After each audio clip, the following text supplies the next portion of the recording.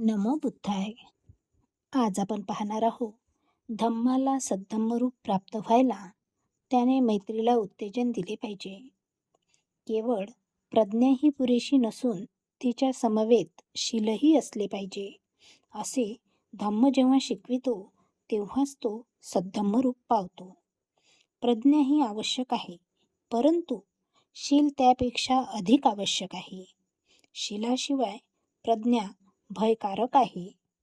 केवळ प्रज्ञा ही भयकारक आहे. प्रज्ञा ही माणसाच्या हातातील तलवारीसारखी आहे. शीलवान माणसाच्या हाती दुसऱ्याला वाचविण्यासाठी तिचा उपयोग केला, परंतु शीलरहित माणसाच्या हातून तिचा उपयोग हत्या करण्यासाठी होईल. म्हणूनच प्रज्ञा ही शीलापेक्षा महत्त्वाची आहे. प्रज्ञा हा विचारधम्म म्हणजे योग्य विचार करण्याची पद्धती. शील हा आचारधम्म म्हणजे योग्य वागण्याची पद्धती. शीलाशिवाय भगवान बुद्धाने पालमूलतत्वे सांगितली आहेत. पहिले जीव हत्येसंबंधी, दुसरे चोरी संबंधी, तिसरे वैषयिक अनितीसंबंधी, चौथे खोटे बोलण्यासंबंधी आणि पाचवे मद्यपानासंबंधी.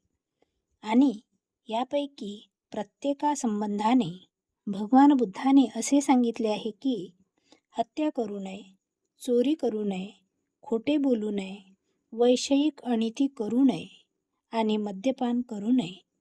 बुद्धाने प्रज्ञेपेक्षा शीलाला महत्त्व का दिले आहे याचे कारण स्पष्ट आहे. ज्ञानाचा उपयोग माणसाच्या शीलावर अवलंबून आहे.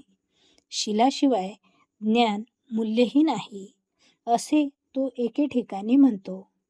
दुसऱ्या ठिकाणी तो म्हणतो शीलासमान या जगात दुसरे काही नाही.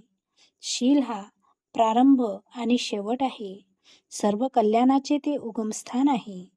सर्व चांगल्या अवस्थातील ती सर्वोत्तम अवस्था आहे. म्हणून आपले शील शुद्ध करा. अशा प्रकारे आज आपण धम्माला सद्धम्मरूप प्राप्त व्हायला त्याने मैत्रीला उत्तेजन दिले पाहिजे. केवळ प्रज्ञा ही पुरेशी नसून तिच्या समवेत शीलही असले पाहिजे. असे धम्म जेव्हा शिकवितो तेव्हाच तो सद्धम्मरूप पावतो, हे बघितलेलं आहे. यानंतर पुढच्या भागात आपण धम्म जेव्हा प्रज्ञा आणि शील यांच्याशिवाय करुणीची आवश्यकता प्रतिपादतो तेव्हाच तो सद्धम्मरूप पावतो, हे बघायचं आहे. तोपर्यंत नमो बुद्धाय. जय भीम.